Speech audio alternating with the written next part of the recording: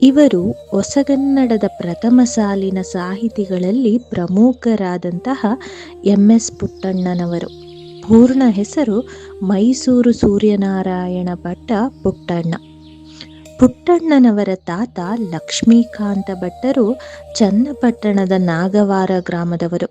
ವೇದ ವಿದ್ಯೆಗಳನ್ನು, ಜ್ಯೋತಿಷ್ಯವನ್ನ ಬಲ್ಲವರಾಗಿದ್ದರು. ಲಕ್ಷ್ಮೀಕಾಂತ ಭಟ್ಟರ ಮಕ್ಕಳು ನರಹರಿ ಭಟ್ಟ ಮತ್ತು ಸೂರ್ಯನಾರಾಯಣ ಭಟ್ಟರು.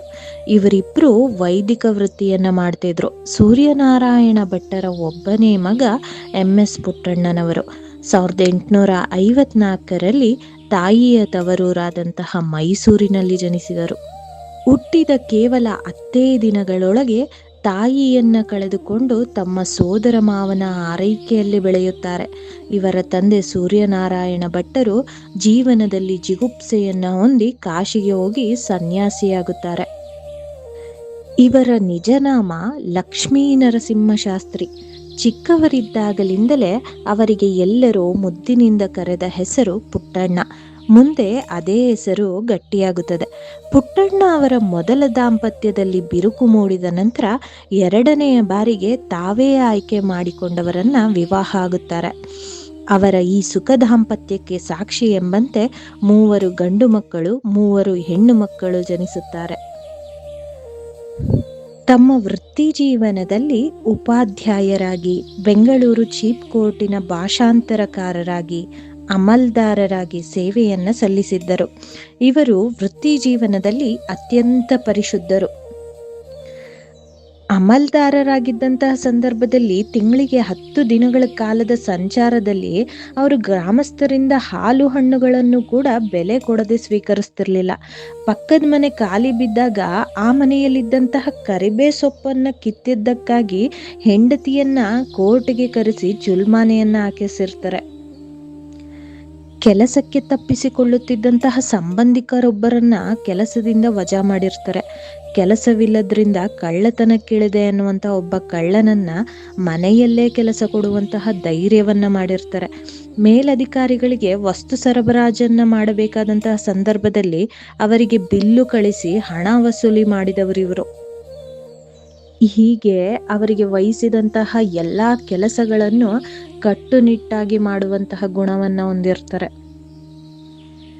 ಪುಟ್ಟಣ್ಣನವರ ಸಾಹಿತ್ಯ ಸೃಷ್ಟಿ ಅನುವಾದ ಮತ್ತು ಪಠ್ಯಗಳಿಂದ ಪ್ರಾರಂಭವಾಯಿತು. ಅವರ ಗದ್ಯ ಸಾಧನೆ ಹಲವು ಪ್ರಕಾರಗಳಲ್ಲಿ ಅಭಿವ್ಯಕ್ತಗೊಂಡಿರುವಂಥದ್ದು. ಕತೆ, ಕಾದಂಬರಿಗಳು, ಜೀವನ ಚರಿತ್ರೆಗಳು, ರೂಪಾಂತರ, ಭಾಷಾಂತರಗಳು, ಸಂಶೋಧನೆ, ಪಠ್ಯರಚನೆ, ಪತ್ರಿಕೋದ್ಯಮ ಹಾಗೂ ಲೇಖನಗಳು ಈ ಮಾತಿಗೆ ಸಾಕ್ಷಿಯಾದಂತಿವೆ. ಇವರ ಮೊದಲ ಕಾದಂಬರಿ ಮಾಡಿದ್ದುಣ್ಣೋ ಮಹಾರಾಯ 1915ರಲ್ಲಿ ಪ್ರಕಟಗೊಳ್ಳುತ್ತದೆ. ಮುಮ್ಮಡಿ ಕೃಷ್ಣರಾಜ ಒಡೆಯರ ಕಾಲದಲ್ಲಿ ಸಂಜೆವಾಡಿ ಎಂಬ ಗ್ರಾಮದಲ್ಲಿ ನಡೆಯುವಂತಹ ಹಲವು ಸಂಗತಿಗಳನ್ನು ಆಧರಿಸಿ ಬರೆದಿರುವಂತಹ ಸಾಮಾಜಿಕ ಕಾದಂಬರಿ ಇದು. ತಮ್ಮ ಮೊದಲ ದಾಂಪತ್ಯದ ಬಿರುಕಿನ ಕಾರಣದಿಂದ ನೊಂದ ಪುಟ್ಟಣ್ಣನವರು ಅದಕ್ಕೆ ವಿರುದ್ಧವಾದ ಮುಕ್ತಾಯವನ್ನ ಈ ಕೃತಿಯಲ್ಲಿ ಕಾಣಿಸಿದ್ದಾರೆ. ಮಾಡಿದ್ದುಣ್ಣೋ ಮಹಾರಾಯ ಅಷ್ಟೇ ಅಲ್ಲದೆ ಮಿಕ್ಕ ಕಾದಂಬರಿಗಳಲ್ಲೂ ಸಹ ಅವರ ಜೀವನದ ವೈಯಕ್ತಿಕ ಸಂಗತಿಗಳು ಇಣುಕುತ್ತಾ ಹೋಗುತ್ತೆ. ಇವರ ಎರಡನೇ ಕಾದಂಬರಿ ಮುಸುಗ ತೆಗೆಯೇ ಮಾಯಾಂಗನೆ. ಈ ಕಾದಂಬರಿಯಲ್ಲಿ ಮುಮ್ಮಡಿಯವರ ರಾಜಾಸ್ಥಾನವೇ ಕಥೆಯ ಮೂಲ ವೇದಿಕೆ ಆಗಿರುವಂಥದ್ದು. ಅಂದಿನ ಮೈಸೂರಿನ ರಾಜಕೀಯ ಸ್ಥಿತಿಯಲ್ಲಿನ ಒಳಜಗಳಗಳು, ಅಸೂಯೆ, ಪಿತೂರಿ ಮೊದಲಾದ ಎಲ್ಲಾ ಗೊಂದಲಗಳು ಸ್ಪಷ್ಟವಾಗಿ ಇದರಲ್ಲಿ ಚಿತ್ರಿತವಾಗಿದೆ. ಕಥೆಯ ಮುಖ್ಯ ಪಾತ್ರವಾದಂತಹ ಅಪ್ರಮೇಯನ ಪ್ರಾಮಾಣಿಕತೆಯೊಂದೇ ಅವನ ಬಲ. ಪುರುಷ ಪ್ರಯತ್ನದ ಪ್ರತೀಕವಾಗಿ ಅಪ್ರಮೇಯ ಇಲ್ಲಿ ಕಾಣಿಸಿಕೊಳ್ಳುತ್ತಾನೆ. ಬ್ರಿಟಿಷರಿಂದ ಮೈಸೂರಿನ ಅರಸೊತ್ತಿಗೆಯನ್ನ ಬಿಡಿಸಿ ಪುನಃ ಅದನ್ನು ಮುಮ್ಮಡಿ ಕೃಷ್ಣರಾಜ ಒಡೆಯರ ಕೈ ಸೇರುವಂತೆ ಮಾಡಲು ಬ್ರಿಟಿಷ್ ಸರದಾರರನ್ನ ತಮ್ಮ ಕಡೆ ಒಲಿಸಿಕೊಳ್ಳುವ ಕಥೆಯೇ ಈ ಕಾದಂಬರಿಯ ವಸ್ತು. ಇವರ ಅವರಿಲ್ಲದೂಟ ಕಾದಂಬರಿಯು ಮುಮ್ಮಡಿ ಕೃಷ್ಣರಾಜ ಒಡೆಯರ ಕಾಲಕ್ಕೆ ಸಂಬಂಧಿಸಿದ್ದು. ಜಾನಕಿ ಮತ್ತು ನಾಗರತ್ನರ ಸಂಸಾರಗಳ ಭಿನ್ನ ಜೀವನ ಕ್ರಮವು ಈ ಕಾದಂಬರಿಯಲ್ಲಿ ನಿರೂಪಿತವಾಗಿದೆ. ಗರತಿಯೊಬ್ಬಳ ಮೇಲಿನ ಸಂಚು ಫಲ ಕೊಡದೆ ನಿರಪರಾಧಿಗಳನ್ನು ಮೋಸಕ್ಕೊಳಗಾಗಿಸುವಂತಹ ಯತ್ನ ವಿಫಲವಾಗುವುದನ್ನ ಈ ಕಾದಂಬರಿಯಲ್ಲಿ ನಾವು ನೋಡ್ಬೋದು.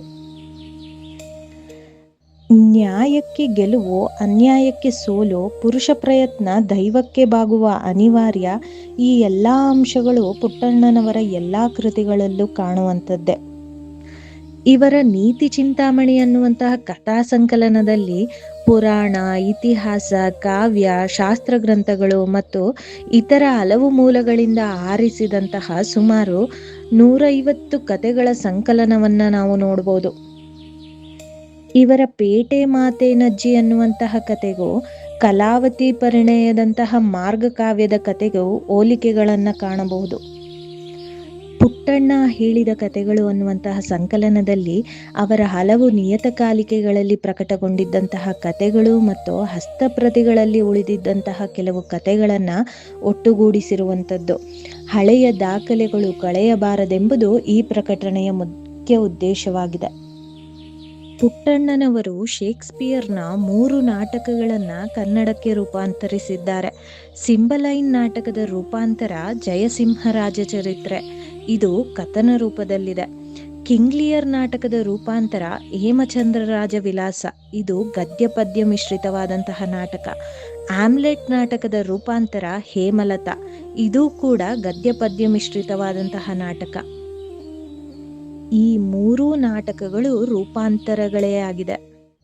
ಥಾಮಸ್ ಡೇ ಅವರು ಬರೆದಂತಹ ದಿ ಹಿಸ್ಟರಿ ಆಫ್ ಸ್ಯಾಂಡ್ಫರ್ಡ್ ಅಂಡ್ ಮರ್ಟನ್ ಕೃತಿಯ ರೂಪಾಂತರವೇ ಸುಮತಿ ಮದನಕುಮಾರರ ಚರಿತ್ರೆ. ಮಕ್ಕಳಿಗೆ ಕತೆಗಳ ಮೂಲಕ ಒಳ್ಳೆಯ ನಡತೆಯನ್ನು ಮತ್ತು ವಿದ್ಯಾಭ್ಯಾಸದ ವಿಷಯಗಳನ್ನು ಬೋಧಿಸುವುದೇ ಇಲ್ಲಿಯ ಸ್ವಾರಸ್ಯ. ಇಬ್ಬರು ಮುಗ್ಧ ಬಾಲಕರು ಗುರುಕುಲವಾಸದಲ್ಲಿ ಸ್ವಲ್ಪ ಕಾಲ ಬೆಳೆಯುವ ಚಿತ್ರಣ ಹಾಗೂ ಉಪಾಧ್ಯಾಯರು ಕೊಡುವಂತಹ ಉತ್ತಮ ಶಿಕ್ಷಣ ಕ್ರಮ ಈ ಕೃತಿಯ ವಸ್ತು. ಹಾತೀಮಾ ಅಪರಿಗ್ರಹದ ಸಕಾರ ಮೂರ್ತಿ ಅನ್ನುವಂಥದ್ದು ಹಾತೀಮ್ ತಾ ಎಂಬ ಪರ್ಷಿಯನ್ ಮೂಲದ ಇಂಗ್ಲಿಷ್ ಕೃತಿಯ ಅನುವಾದ. ಇದು ಉಪಲಬ್ಧ ಮಾಹಿತಿಗಳ ಪ್ರಕಾರ ಪುಟ್ಟಣ್ಣನವರ ಏಕೈಕ ಭಾಷಾಂತರ ಕೃತಿ ಎನಿಸಿಕೊಂಡಂಥದ್ದು. ಚೀನಾ ದೇಶದ ತತ್ವಜ್ಞಾನಿಯಾಗಿದ್ದಂತಹ ಕನ್ಫ್ಯೂಷಿಯಸ್ಸನನ್ನ ಕುರಿತು ಕಾಂಪೋಷನ ಚರಿತ್ರೆ 1892ರಲ್ಲಿ, ಮುಮ್ಮಡಿಯವರ ಆಸ್ಥಾನದಲ್ಲಿ ವಿದ್ವಾಂಸರಾಗಿದ್ದಂತಹ ಕುಣಿಗಲ್ ರಾಮಶಾಸ್ತ್ರಿಗಳ ಚರಿತ್ರೆ 1910ರಲ್ಲಿ, ಹೈದರಾಬಾದಿನ ಮಂತ್ರಿ ಸರ್ ಸಾಲಾರ್ ಜಂಗನ ಚರಿತ್ರೆ 1917ರಲ್ಲಿ, ಬಹಮನಿ ಸಂಸ್ಥಾನದ ಮಂತ್ರಿ ಮಹಮ್ಮದ್ ಗವಾನನ ಚರಿತ್ರೆ 1922ರಲ್ಲಿ ಮತ್ತು ಸ್ವಸಾಮರ್ಥ್ಯದಿಂದ ರಾಜ್ಯ ಕಟ್ಟಿದಂತಹ ಶಿವಾಜಿಯ ವೃತ್ತಾಂತ ಛತ್ರಪತಿ ಶಿವಾಜಿ ಮಹಾರಾಜ್ ಅನ್ನುವಂಥದ್ದು 1981ರಲ್ಲಿ ಬರೆದಂಥದ್ದು. ಇವು ಪುಟ್ಟಣ್ಣನವರು ರಚಿಸಿದ 5 ಜೀವನ ಚರಿತ್ರೆಗಳು.